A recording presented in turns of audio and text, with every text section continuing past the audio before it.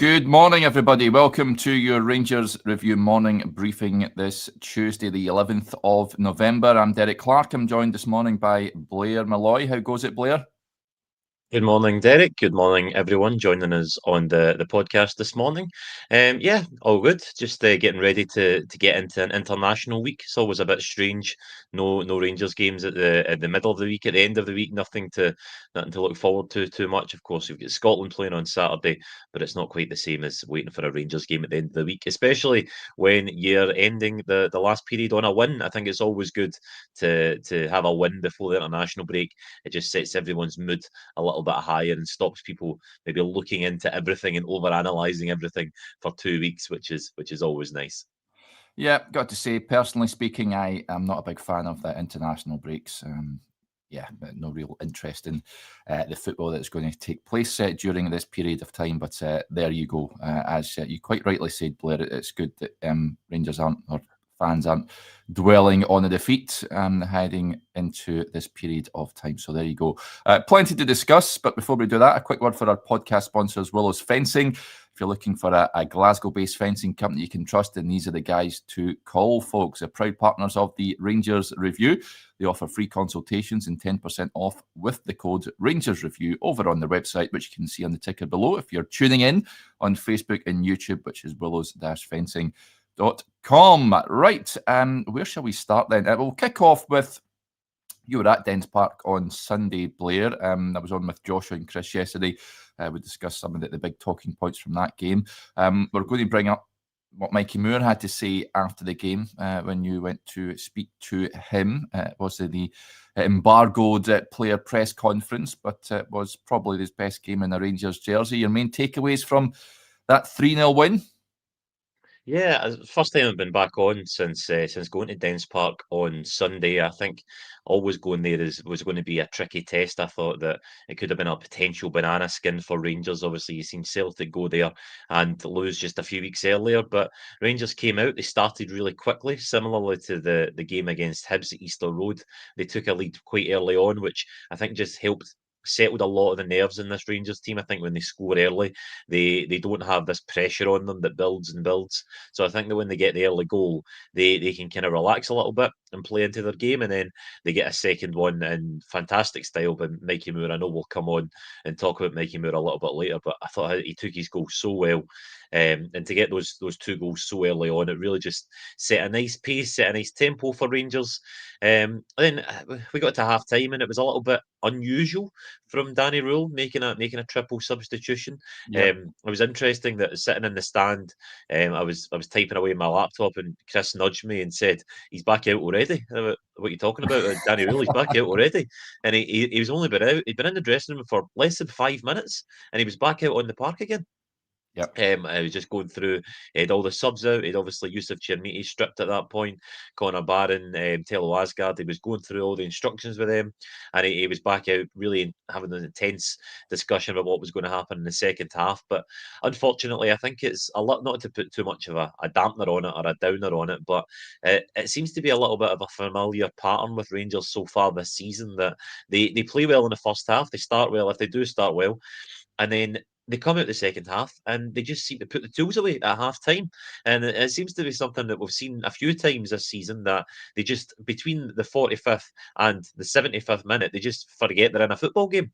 So that was a little bit disappointing, a little bit concerning. I did actually ask Danny Rule about that after the game, and he admitted that things aren't perfect yet and that this is still very much a work in progress. So I think that's probably one of the things that he will be looking to iron out, looking to try and correct over the next few weeks. I don't know how he does that particularly. I don't think it's an easy fix to try and have that mentality shift to just make sure you come back out in the second half with the same amount of intensity. But I thought that if Dundee had scored in that period, it might have made it a completely different game. But hindsight's a wonderful thing. They didn't. Rangers went on and got the third, and it was quite a comfortable 3-0 win in the end. And back down the A9, feeling a lot happier than I think when we were going up there.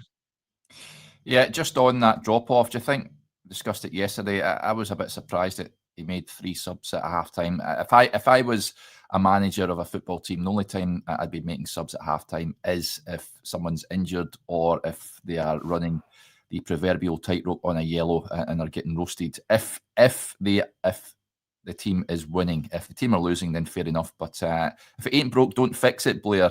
So I was a bit surprised to see so many alterations at that point. Yeah, I think I tend to agree with you there, Derek. It was unusual, and I didn't expect 3 substitutions at half time, especially when the game was going so well.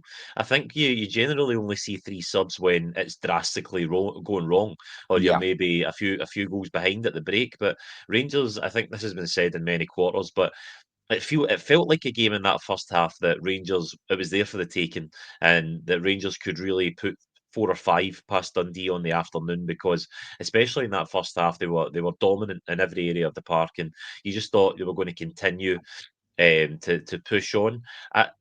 One of the players that is maybe split opinion a little bit. I know it's split opinion between myself and Joshua as well.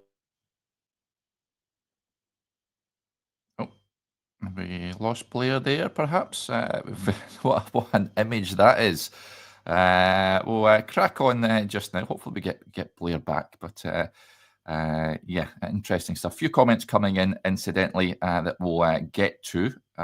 Gary Little gets in touch. He says, nothing better than watching the Rangers review on your birthday. Well, happy birthday, Gary. Hopefully it's a wonderful day for you, and thank you very much for tuning in. Oh, we've got Blair back. There we go. And Blair is back with us. There we go, Blair. You froze there, but you're back in the game. I was speaking into the void there, but I was talking about Bojan Majowski. That he has split opinion. That I get the argument that he was stretching the play, and that he was offering more room for Mikey Moore to operate in. But in any other day, your centre forward getting taken off after 45 minutes away at Dundee would be headline news. You know what I mean? Like you would think that your centre forward getting whipped off at half time would be something that people would be making a lot more of. Now that he has been kind of hidden from a little bit of the criticism because it was a 3-0 win, because like I said, he was doing that positional play to let other players come into the team. But I still think he was quite ineffective, and that's a little bit of a concern for me, that Rangers seem to have 3 strikers that don't really look so much of a goal threat, and it looks as though Danny Rowe is relying on other areas of the team to find the back of the net. Yes, absolutely. And one such player is Mikey Moore. So let's just play a little snippet of what he had to say in that post-match press conference, where he addressed rumours that he was looking to end his loan early. It was a difficult start for me, and I don't think I showed anywhere near what I know I can do. And yeah, I think mentally it's been unbelievable for me. It's a massive club, and I think it's straight from the upper blocks. It's the first bit of probably the toughest time I've been through. So now I'm happy to be coming out of it, but now I need to keep on going and performing.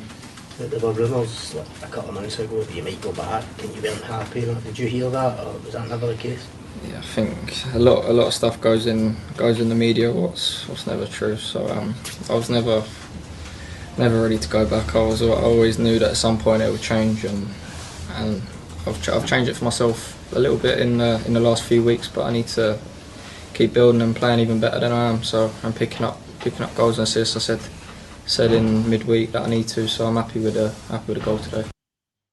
So there you go, Mikey Moore speaking on Sunday. Just 18. You seem to forget it. Just turned 18 in August, but mature head on young shoulders, you could say, and looks much more revitalised, much more threatening now under Danny Rule. I think changing shape and being given a bit of licence to roam has really affected that. There's a great piece from Joshua on Mikey Moore on the website from yesterday, folks. I'd urge you to go and check it out. But you mentioned there the strikers are misfiring. There's a good comment coming in from, let me see who it's from Colin Cameron. We'll get to that in a little minute.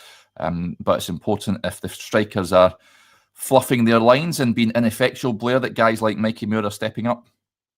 Yeah, absolutely. I think he showed on Sunday a little bit of that finishing prowess that he came with, and I think that finish was the finish of a player who really looked like he was a few levels above a lot of other players on the park. And I think Sunday was the first time that I'd really taken notice of just how sharp he looked in comparison to a lot of the players he was playing against, particularly for only being an 18-year-old. I've seen a couple of the comments there, how well he speaks for being 18, and I definitely thought that as well. We spoke to him in the press room after the game, and very level-headed young boy, very, very calm when he was talking to the press, and just feet on the ground. But you know he's got talent, and I think he admitted it himself that this has been a massive learning curve for him, and really strengthened him up, with his words, coming here to play at Rangers. And of course it would, because he will never have experienced anything like this before in his life.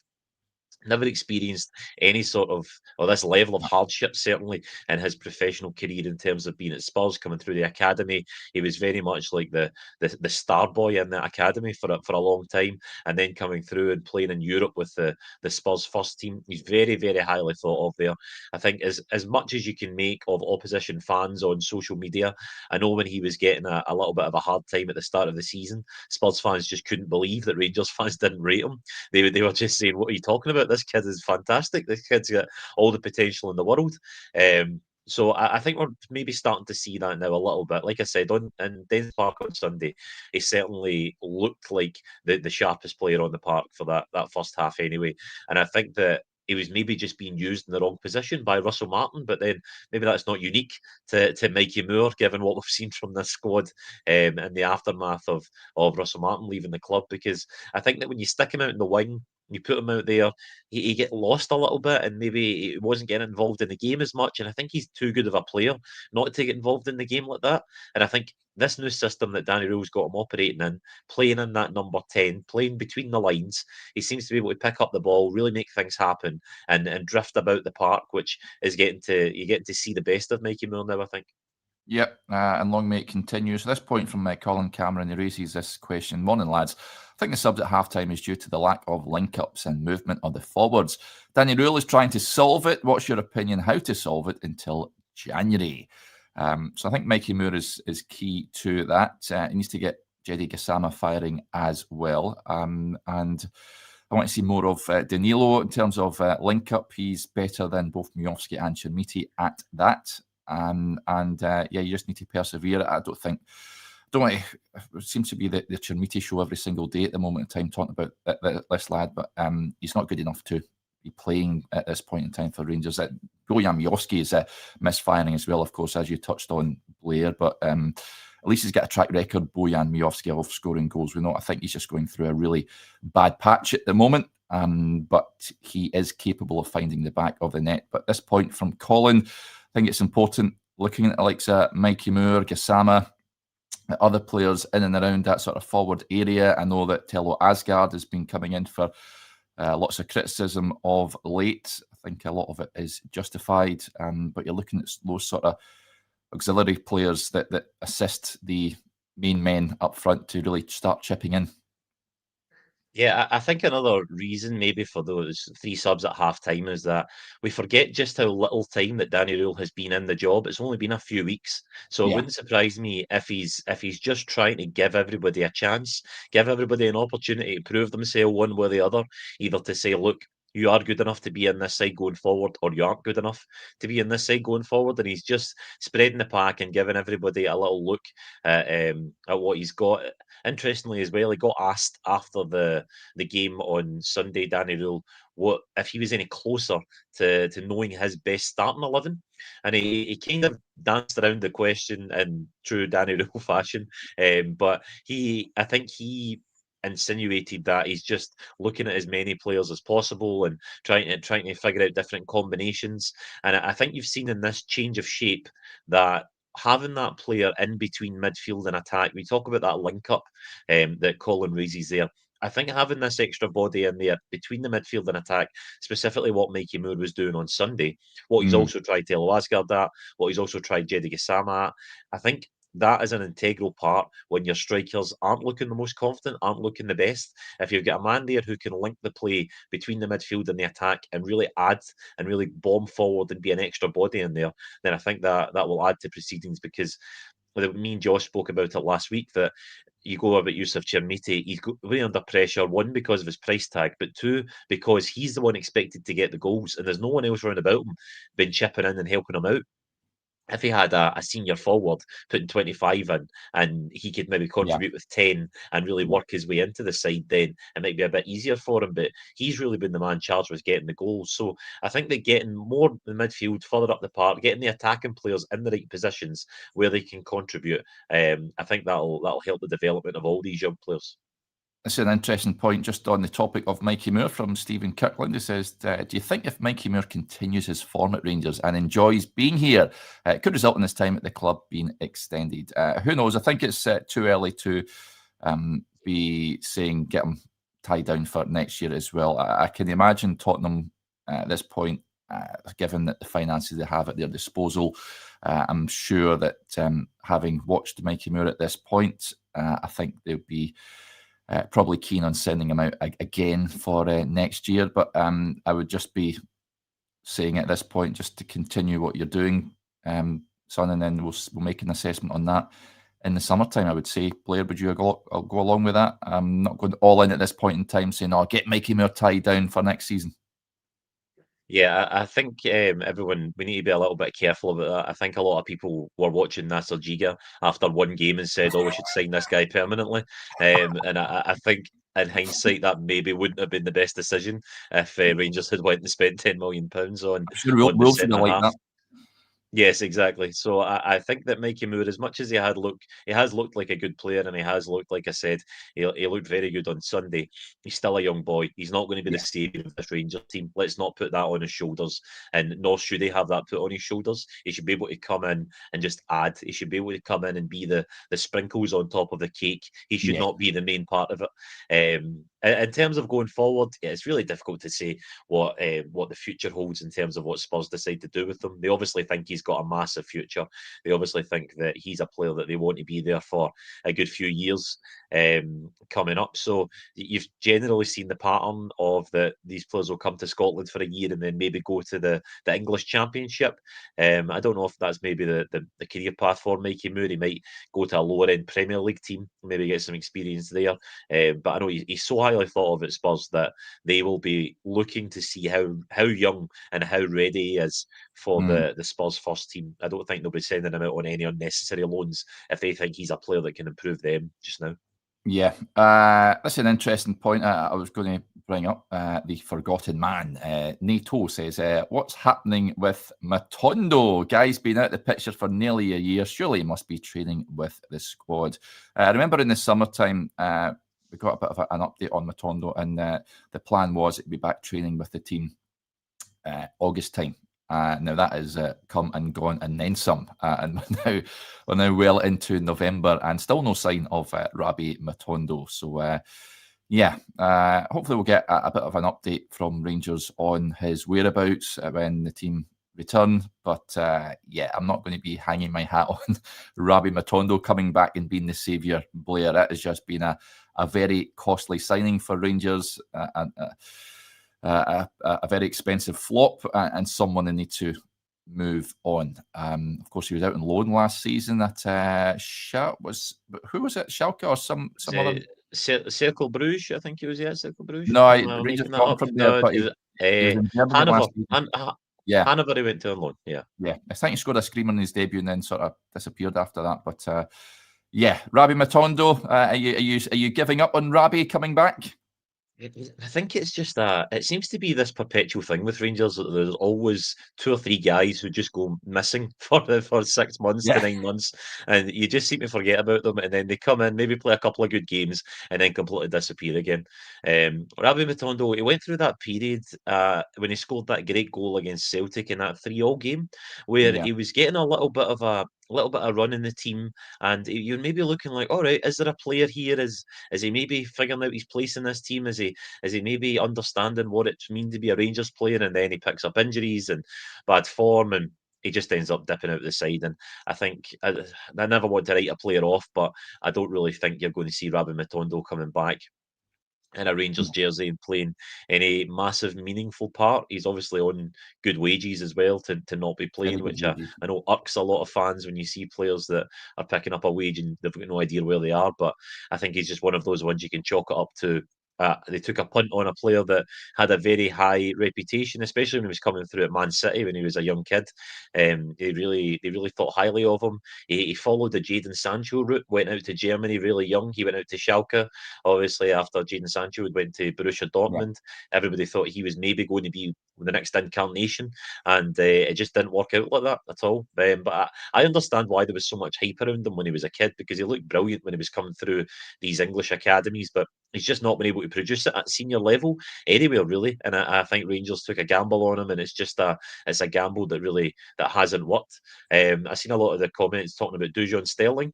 As far Yeah. as we know, Dujon Sterling is getting closer to coming back, and I think it will be sooner rather than later that we might see Dujon Sterling back in a Rangers jersey. And I, for one, I'm pretty excited about Dujon Sterling getting back. I really like him. I really think he's a great player. I think he's really solid. I think he's really athletic. I think he's a defender first, especially when he plays in that back line. I think he would look great as part of that back three. I think he's exactly what Rangers need in that back three, and hopefully Dujon Sterling can stay clear of injury and really put a run together in Yeah. the team, because I think he's a big part of Rangers' success when he plays well. Steer clear of injury is the key sentence there.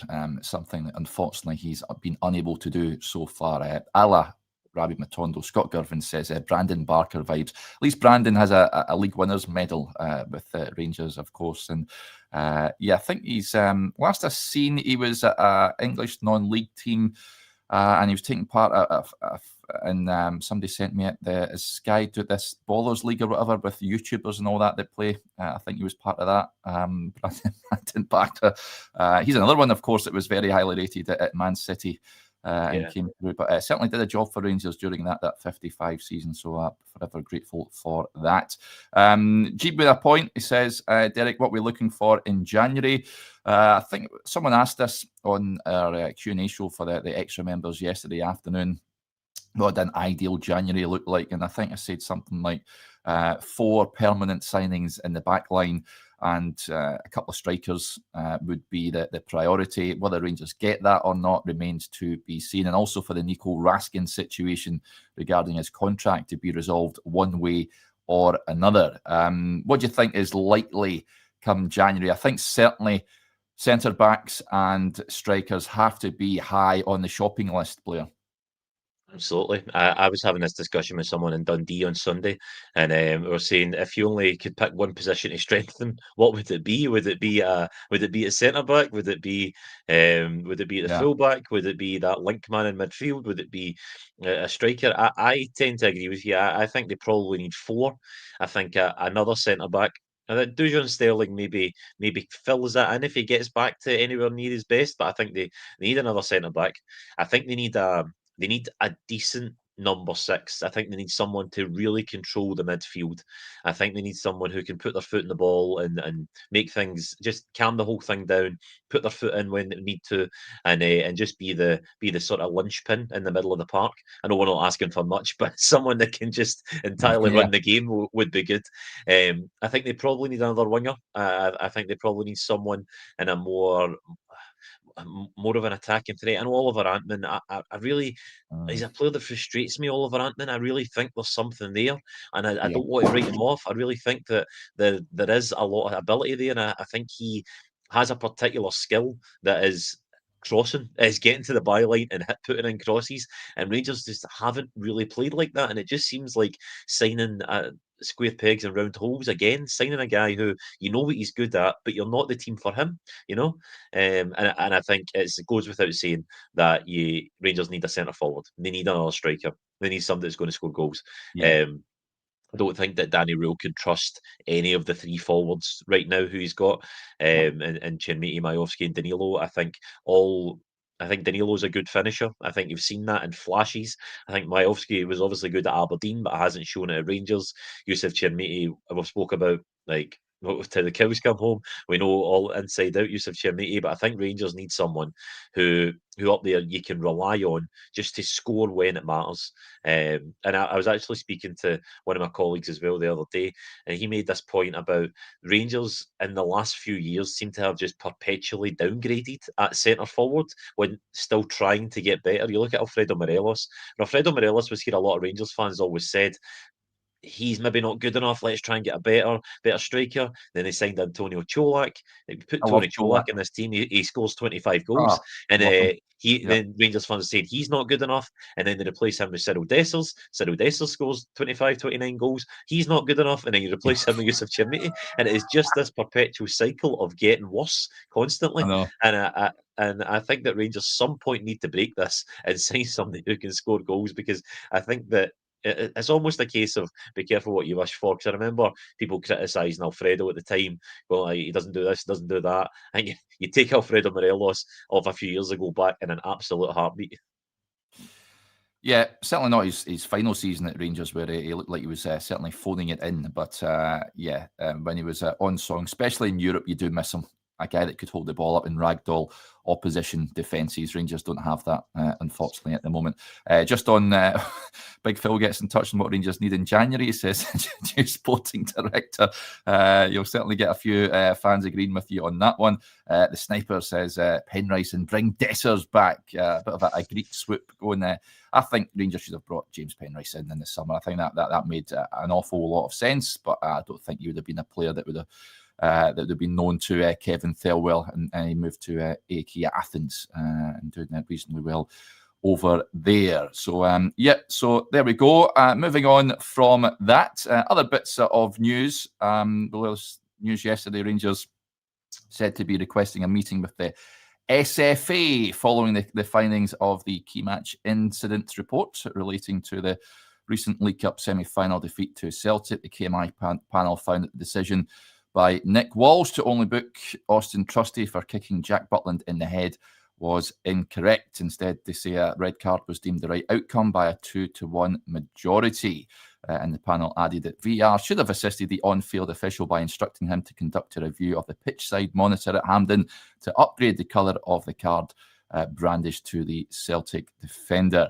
Now, Rangers, of course, released a statement last week saying they were unsatisfied following their discussion with the SFA and now looking for a meeting on that front. We discussed this last week, Blair.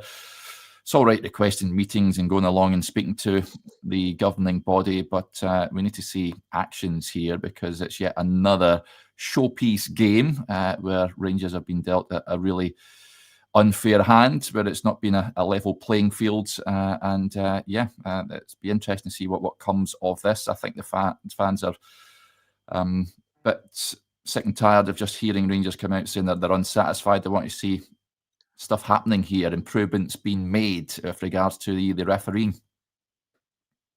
Yeah, I think it's interesting that the noises coming out of this meeting is that Rangers are looking for a sort of they're looking for a discussion, and they're not looking to particularly criticise one particular individual.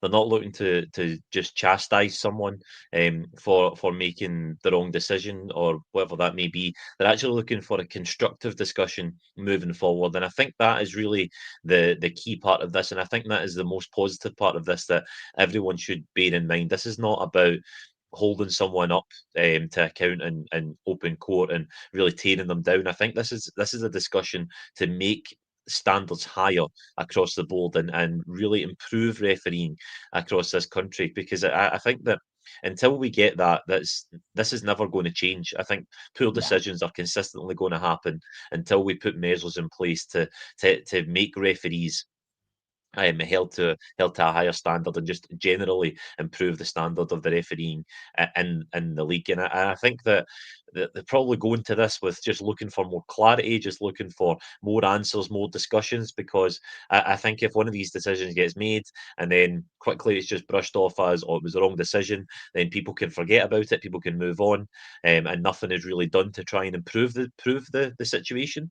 But I think the more you delve into it and the more you keep the conversation going and the more you ask for answers and you ask for explanations, then rather than just asking for an explanation to punish someone, to really highlight someone's mistakes, I think using those explanations and using those discussions to go, okay, well, maybe at this point you should have done this, at this point you should have done this, and actually use it as a teaching exercise, use it as a learning exercise, so that refereeing standards do improve, which I think is what we all want to see. Yeah, I said it before, I don't think there's a real appetite to improve standards within the SFA, and yeah, all eyes on Willie Collum, who incidentally, we're still awaiting his VR review show. Someone said last week it's like an all right on the night of all the gaffes from referees in this country. What a programme that was, incidentally, but it is. You said last week, Blair, it's bonkers to think that we've got a standalone show looking at all the mistakes from Scottish officials. It really is bonkers, but there you go. That's where we are at this point in time. What comes of this meeting, who knows, but I would not be holding my breath. Before we wrap up, a big shout out. Chris has got a fantastic piece on the website this morning, remembering the former Rangers striker and war hero, Jimmy Spears.